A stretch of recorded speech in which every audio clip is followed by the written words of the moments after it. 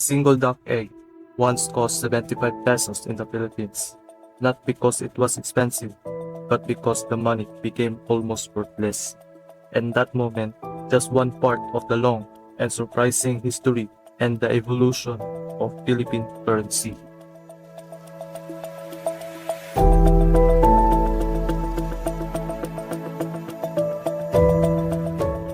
In this video, we'll go through the timeline of Philippine money, from the time Filipinos used gold as currency, to colonization, to war, and finally to the modern peso we use today. But here's the important idea. Money doesn't just change randomly. Every change in the Philippine currency happened because of trade, colonization, war, and independence. So by the end of this video, you won't just know the history, you'll understand why it changed.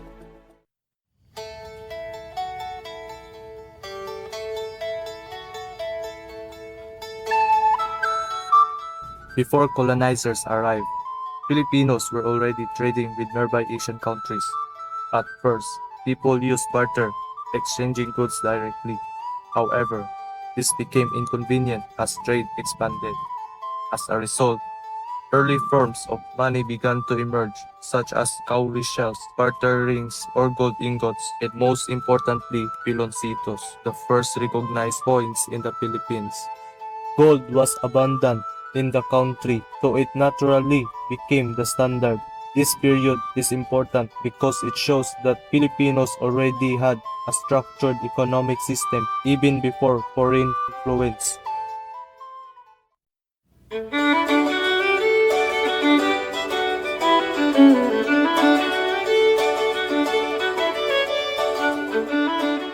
When Spain colonized the Philippines, everything changed.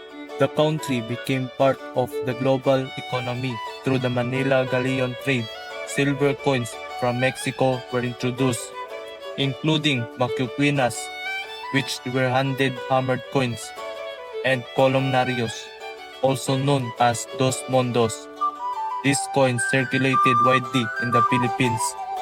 For smaller transactions, Filipinos used copper coins called barillas, which is where the word barilla came from. Then, in 1851, a major development occurred. The Philippines introduced its first paper money, known as pesos fuertes. This marked the beginning of modern currency.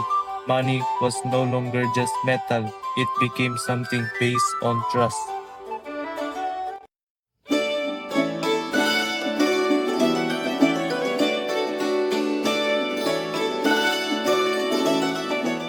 When the Philippines declared independence from Spain, the new government created its own currency. This included 2 centavo copper coins and 1 and 5 peso notes. This was a symbol of independence, but it didn't last long because a new colonizer arrived.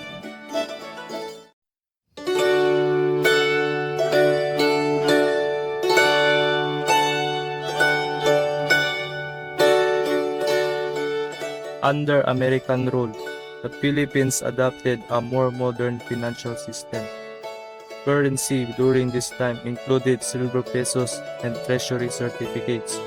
These were pegged to the US dollar at 2:1 ratio, meaning 2 Philippine pesos equaled 1 US dollar. This system helped stabilize the economy and introduce formal banking and credit systems.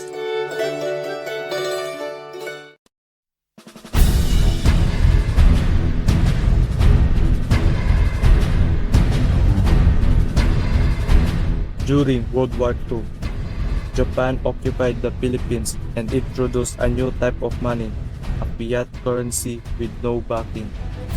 People were forced to use it, but because there was no trust, its value quickly collapsed.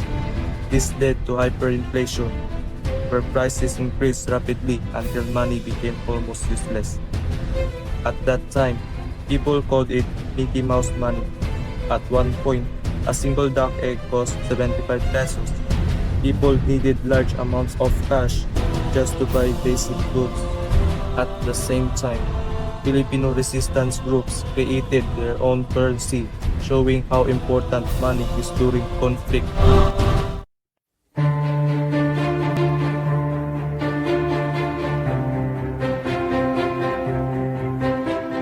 After the war, the Philippines needed to rebuild its economy.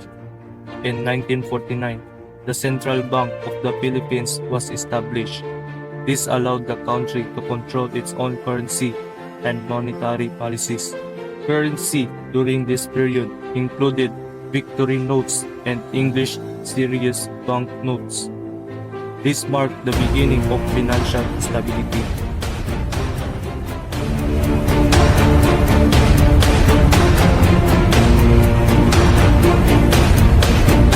In 1969, a major shift occurred as currency moved from the English language to Filipino.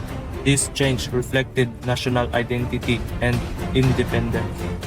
New series included the Filipino series and ang bagong lipunan series. Money now represented culture, not just economy.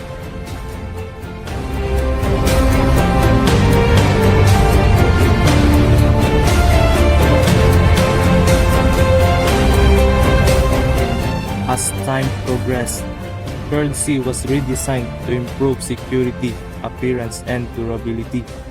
This became known as the New Design Series, later renamed the BSP Series in 1995. This period also saw the establishment of the Bangko Sentral ng Pilipinas in 1993, further strengthening the country's financial system.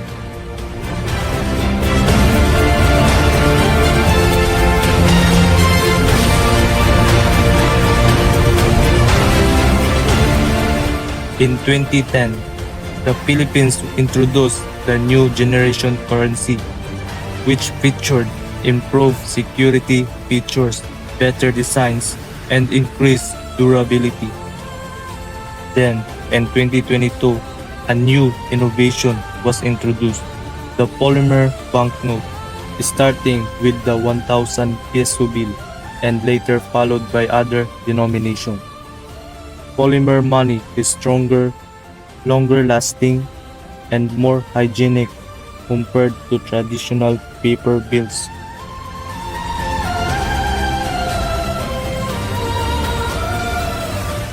Looking at the full timeline, the evolution of Philippine currency becomes clear. In the pre-Hispanic period from 900 to 1565, trade moved from barter to gold, particularly piloncitos. During the Spanish Era from 1521 to 1897, silver coins were introduced, followed by the first peso and eventually paper money. The Revolutionary period from 1898 to 1899 saw the creation of an independent currency under American rule. From 1900 to 1941, a gold peg system was implemented. The Japanese occupation from 1942 to 1945 brought fiat money and hyperinflation. The post-war period from 1949 to the 1960s introduced central banking and stability. The Filipinization Era from 1969 to 1984 reflected national identity through language. Finally, the modern BSP era from 1985 to the present introduced security upgrades and polymer money. The Philippine peso is more than just money. It is a reflection of trade, colonization, war, recovery, and identity. From gold beads to global silver coins, from worthless wartime money to advanced polymer bills, every stage tells a story. And the next time you hold a peso, remember, you're not just holding currency, you're holding history.